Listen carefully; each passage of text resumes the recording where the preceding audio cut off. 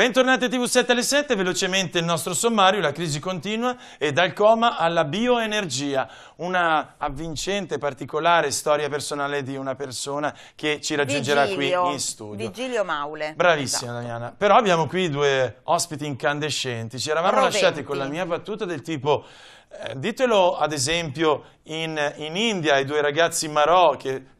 Insomma, sarebbe più consono farli pagare, si devono pagare qui in Italia e scontare la loro pena se hanno sbagliato. E così in generale per quanto concerne gli errori umani. Permettetemi una cosa. Prego, Serra. Anche lì, no, vedi, lui ha parlato prima di tangenti di Finmeccanica, io lì invece vedo il nostro scarso peso politico come sesta nazione, come sesta potenza mondiale industriale. Condivido. Siamo zimbelli. Cioè, siamo diventati degli zimbelli a livello mondiale, noi non ci rendiamo conto. Io quando ho iniziato la trasmissione dicendo che la politica deve ritornare a essere forte, era anche per dare un chiaro segnale a livello mondiale che noi ci siamo. Io non posso accettare fossero stati due Marines, dici, tornavano subito. Non posso accettare degli insulti da parte di un certo Romney, no?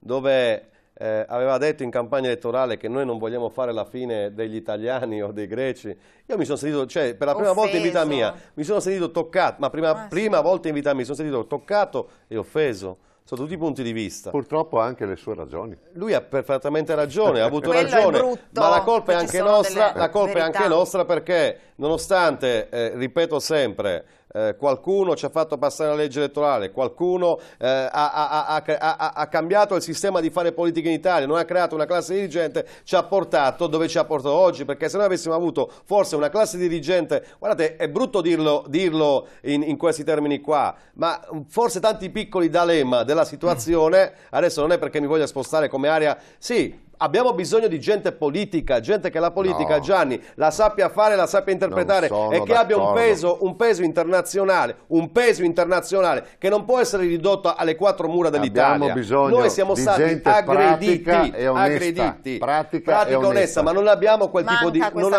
Noi per 10 anni non abbiamo saputo sviluppare una classe dirigente. Cavolo, io ti voglio dire solo una cosa, abbiamo messo una Minetti in un consiglio regionale, abbiamo portato su una Carfagna, abbiamo portato su persone, ho capito, però abbiamo votato determinati partiti perché la Minetti assolutamente lungi da me l'idea, però credo che ci sia gente che fa molti più danni in Italia pure della Minetti, questo la dice lunga. Tu hai perfettamente ragione. Quella è la tragedia, cioè rendiamoci conto di questo. Non dimentichiamoci il Trota, perché a volte alcuni nomi finiscono nel dimenticatoio. I veri ladri sono altri. Però Damiana ha ragione, esatto, la Minetti non ha fatto di certo ciò che ha fatto magari un Fiorito, un Lusi. Noi non possiamo far passare queste robe qui come non ha fatto danno, il danno era reale. Infatti ho detto, allora in 5 anni o in 4 anni e mezzo di consiglio regionale che abbia partorito una sola legge. Sì, ma gli altri parliamoci che quando si parla di politica si parla di un'arte sopraffina e l'arte sopraffina della politica è quella di risolvere i problemi della gente. Sentiamo però anche Sartor, perché non condivideva, voglio sentire cosa opina. Io ritengo che intanto la madre di tutte le sciagure sia questa legge elettorale, che è una cosa scandalosa, che adesso vogliono modificarla in peggio, nel senso che secondo me, io vedendo le proposte che hanno fatto, vogliono creare una legge elettorale per creare l'ingovernabilità e quindi avere l'alibi di rimettere un altro governo Monti. Quindi sospendiamo la democrazia ancora per 5 anni, ma non è Monti che risolve il problema. Eravamo considerati male all'estero prima perché c'era Berlusconi, continuiamo comunque, visto che hanno messo un robot, ma il robot è pilotato da dietro, perché lui, se potesse fare magari veramente quello che desidererebbe fare, ho dei dubbi anche lì, lo farebbe e non sarebbe manovrato, perché questi qui si sono nascosti dietro, perché sono talmente pusillanimi, no? Che oltre a non svolgere il loro compito, e quindi andrebbero sospesa la paga, visto che il loro compito non lo... Bravissimo. Tutti a casa se non lavorano bene? Non lavorano perché nel senso che non sono in grado di esprimere un governo. Ma non stiamo arrivando effettivamente a un periodo di nuovo buio per l'Italia. Ricordiamo che sono arrivate le minacce alla figlia della Fornero indirizzate nei confronti della madre. Ma questo penso sia figlio della rete, perché la Fornero e come altri giravano che loro hanno piazzato apprezzato tutti i loro figli, e ci sono invece giovani bravi. Laureati e anche non laureati. Ma le minacce erano rivolte nei confronti della madre, quindi stiamo arrivando a una sommossa o direttamente alle armi? Poi abbiamo Graziano in linea. Prendo solo un caso, gli esodati. È possibile che uno Stato tu tratti l'uscita delle persone e poi le lasci in mezzo alla strada? Allora vuol dire che la credibilità è zero. E più che altro prima prometta soldi e poi invece non ci sono. Vogliono fare i provvedimenti per rilanciare l'economia, le spese. La commentiamo tra pochissimo. Eccola qui, la notizia del giorno su Repubblica: esodati, altra beffa, mancano i soldi. Sì, ma la cosa sentiamo Graziano, poi torniamo Graziano, a voi. buongiorno. No, cadono le linee telefoniche. Buongiorno Graziano. Buongiorno, vi auguro una buona mattinata. Grazie, buongiorno. Grazie. Buongiorno ai tuoi ospiti, ai vostri ospiti.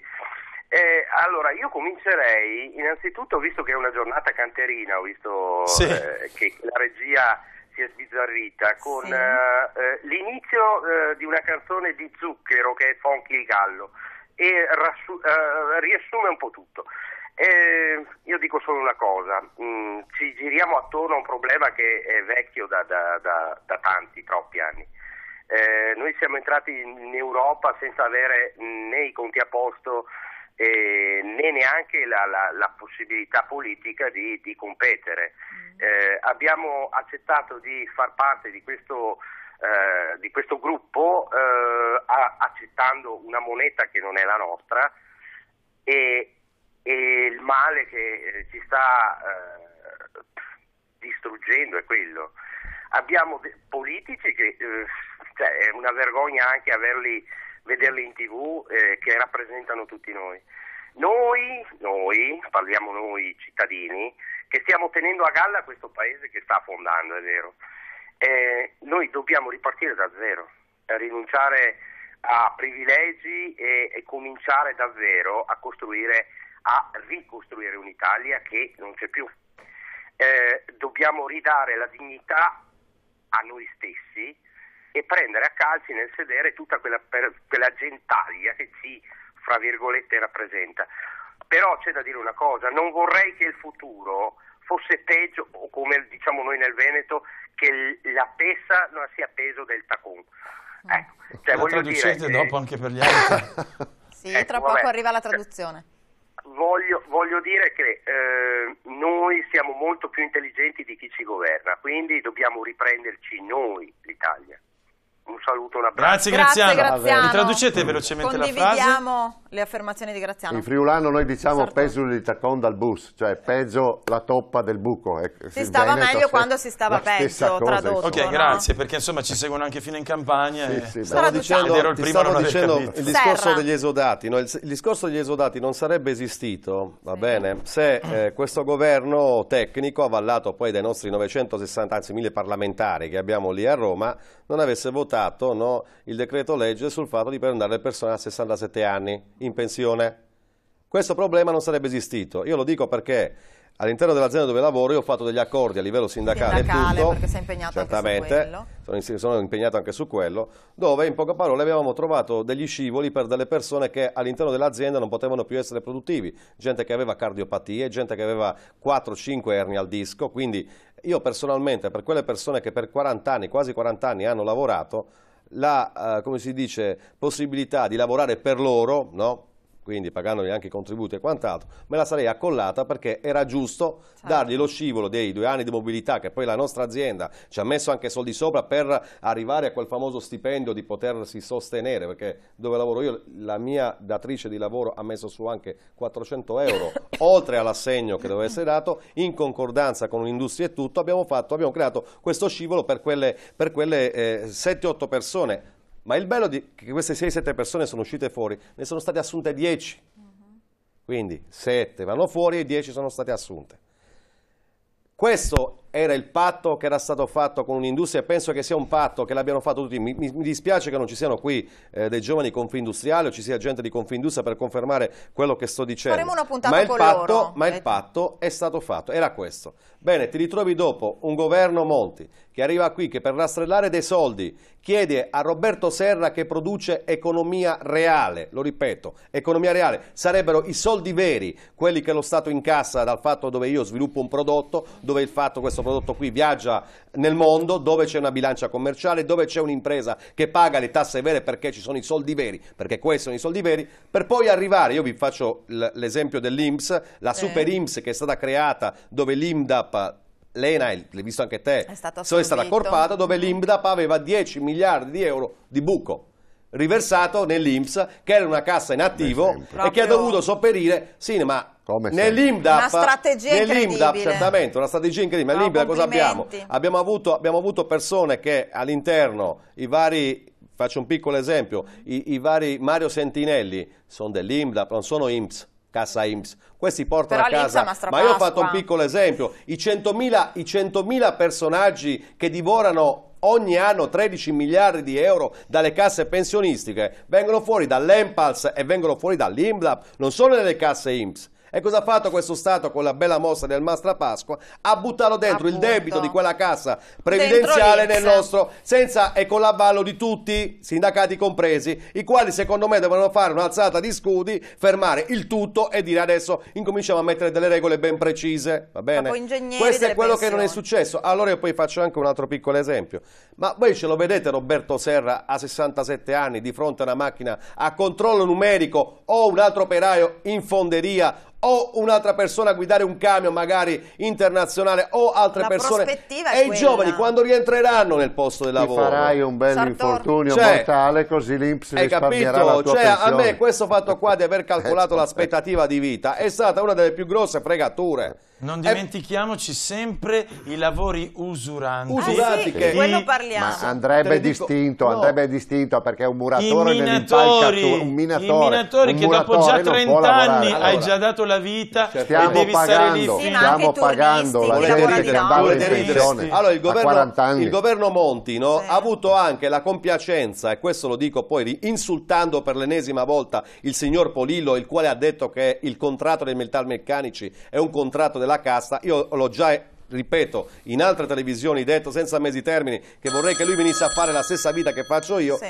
Dico questo, lavori usuranti, la Fornero è riuscita a fare un calcolo nazionale dove io che ero un turnista, 3 turni, lavorando di notte tutto, che dovevo essere, se non sbaglio, sull'ordine delle 72 giornate lavorative, mi ha sopraelevato a 80 e passa giornate lavorative, dopodiché io, anche se faccio lavoro usurante, non rientro più in quella categoria lì, perché legge attuale io non rientro più. Per delle beffe burocratiche.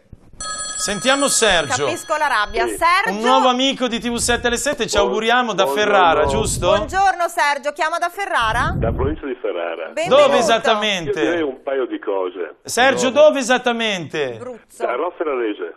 Da?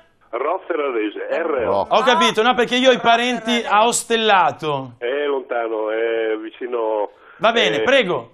Prego, Sergio. Allora io direi una cosa. Allora, noi abbiamo un mucchio di guerre, siamo in guerra perché in Afghanistan siamo in guerra, in tanti posti siamo in guerra. Noi abbiamo fatto un conteggio, un piccolo conteggio. Ci costa 30 miliardi di euro questo, più o meno. Poi i benefit dei politici, abbiamo fatto un conteggio oltre al loro stipendio, più o meno andiamo anche lì 28-30 miliardi di euro. Sono 60 miliardi di euro che possiamo gestire per gli italiani. Una manovra diceva più o meno, no? No, 3 manovre. Una grossa manovra. Mamma mia. 60 miliardi si può fare una grossa manovra. Allora io direi di fermare i militari, che a un certo momento noi diamo in mano ai militari che comprano aerei, hanno l'istruzione per essere in guerra, per essere dei battaglieri. Noi dobbiamo chiudere le guerre, non dobbiamo essere amici degli americani e fare quello che fanno gli americani. Loro si possono permettere le guerre, noi no. Sergio, ma dovremmo uscire dalle alleanze allora. Sergio, dovremmo uscire da queste alleanze allora di cui si parlava, quindi NATO e non solo. Ma perché dobbiamo uscire dall'alleanza? Noi diciamo non possiamo permetterci le guerre. Siamo messi male, non possiamo. Ci sono stati dei paesi che hanno detto no. Germania? Senza uscire dalle alleanze. Senza uscire dalle alleanze. Perché dobbiamo uscire dalle alleanze? Noi non possiamo, perché ci sono delle regole, non le ho fatte io di certo. Ha un budget di 1.000 euro, ne può spendere 1.500? No, perché fallirebbe, no? Noi, la nostra famiglia non ha i soldi per mantenere queste guerre. Ho capito. Chiaro, d'altronde è la verità. E per quanto riguarda i benefit dei cosi, io sono persona di sinistra, ho visto la signora Finocchiaro, per esempio, che è andata a fare la spesa con le bodyguard di sinistra, è andata a fare la spesa con le guardie del corpo. E poi io l'ho vista che era con il marito, non so più in che località, ma era lei col marito e non aveva nessuna guardia del corpo perché non aveva bisogno. Chi è che ha bisogno di far male alla persona Finocchiaro? Ma anche quando hanno 5-6 guardie, cosa se ne fanno di 5-6 guardie? Erano dei consulenti per la spesa. C'è stata una persona neanche tanto posto di cervello è riuscito a tirargli una pietra. No? Lui aveva 5-6 guardie. Stiamo vedendo le immagini che la ritraggono all'Ikea a fare shopping. Abbiamo dimenticato anche lo scandalo Fini di quest'estate, no? Sì, gli alberghi profumatamente pagati da soldi pubblici. Le 9 guardie del corpo. Hotel 5 stelle, per carità. Comunque l'Italia ha bisogno di legalità e quando uno sbaglia deve pagare, non c'è alternativa secondo il mio punto di vista. Sergio, saluto, buongiorno. Grazie davvero, buongiorno. È stato un piacere. Continui a seguirci. Sergio. Poi, se mi permettete un altro dato, negli ultimi 15 anni la Corte dei Conti, vabbè che in questi giorni qua ne è stato acchiappato uno per tangenti, non so se l'hai sentito, uno della Corte dei Conti, però ogni tanto seguo anche i dati della Corte dei Conti che sono importanti, arriva sempre in ritardo. Bene, la corruzione ci è costata pari 60 miliardi di euro, esatto, 320 mila miliardi delle vecchie lire. Andiamo a provate a immaginare, siamo già a 120 miliardi di euro provate voi a immaginare. Allora, la corruzione non la fa Roberto Serra o Gianni Sartor. No. La corruzione nasce lo scontrino di un euro. Certamente, la corruzione nasce dai quartieri alti, cioè non è che siamo qui a raccontarcela. I quartieri alti sono quelli che dovevano amministrare i nostri soldi e che li hanno fatti girare chissà dove, chissà come. Ma io ripeto sempre, basta pensare alle gare d'appalto. Guardatevi a vedere le gare d'appalto, quante gare d'appalto non sono state finite, quante gare d'appalto sono aumentate, lievitate nell'arco di questi anni, quanto intrallazzo, mazzette, destra, sinistra. Anche le infiltrazioni pensiamo Izzo che si dimette perché le gare d'appalto all'interno di cos'è, Viminale o altri ministeri di grazia e giustizia erano taroccati. Cioè, ragazzi, devo dire che ieri sera ho seguito una notizia e mi ha fatto, non dico piacere, ma perlomeno insomma sull'aeroporto di Berlino, quindi tutto il mondo è paese, adesso devono demolire tutto quanto dopo essere in ritardo di 3 anni, purtroppo temo che anche l'Unione dell'Europa tutto si omologa verso il basso invece di elevarsi. È stata un'unione un po' così come le fusioni di aziende, di solito se c'è un'azienda che funziona e si fonde con un'azienda che va così, alla fine tende tutto ad omologarsi verso il basso, purtroppo. Io seguivo invece durante il weekend Striscia la Notizia e si parlava dei famosi accorpamenti, c'era una provincia, non ricordo bene dove avevano investito non so quanti miliardi per rifare il restyling, per costruirla nuova da capo e con l'accorpamento invece salta fuori che anche questa provincia non serve più. Secondo me ci sarebbe un discorso da fare, hanno battuto per mesi sul fatto che le province scialano e spendono. È il centro alla fine ci siamo accorti poi che sono le regioni quelle che mangiano veramente. Sì, o comunque tutto quello che va in direzione di Roma, e invece tagliano sempre. Diciamo che adesso io faccio l'esempio del Friuli, io rappresento il movimento autonomista friulano, noi stiamo cercando di fare una cosa al di fuori dei partiti perché siamo nauseati, non mi interessa neanche tanto la politica nazionale perché noi cerchiamo l'idea nostra è che partendo dal piccolo comune alla regione, a casa nostra, mettendo a posto il nostro orto, poi si può mettere a posto tutto quanto il sistema. Se ognuno ragionasse sistemando casa propria, sicuramente tutti ne guadagneremo. Tutto l'edificio sarebbe meglio. Lo vediamo anche noi che tutto sommato noi abbiamo ancora l'immagine della regione virtuosa, non è così. Non è così, perché poi alla fine il centralismo romano nazionale si traduce in un centralismo triestino, solo perché Trieste è la capitale del Friuli. Se fosse Udine o Pordenone sarebbe la stessa cosa. Noi non vediamo le province come un dramma, noi vediamo un modello trentino dove la regione esiste praticamente solo sulla carta. dove esiste solo sulla carta e ognuno si gestisce autonomamente le proprie risorse, diciamo provincia del Friuli e Trieste, perché Trieste comunque, lo vogliamo o no, è stata una forzatura quella di unire il Friuli con la Venezia Giulia. I triestini vogliono la loro autonomia e allora concediamogliela e noi ci prendiamo la nostra. Un autonomismo responsabile, esatto. Nel senso che uno deve essere responsabile di quello che spende e di quello che entra e deve essere chiaro tutto questo. Sartor, dobbiamo andare in pubblicità, ma vi voglio lasciare con una piccola riflessione. Avete parlato insomma dell'esercito, di tutto ciò che è la macchina da guerra. E le spese. E avete mai pensato a quei centri diurni sportivi che l'esercito, l'aeronautica, insomma tutti i vari corpi hanno? Chi li paga secondo voi? Vabbè, a tra poco, dopo la pubblicità. Le spiagge, dai. Le spiagge, pure quelle. Dopo la pubblicità ne parliamo.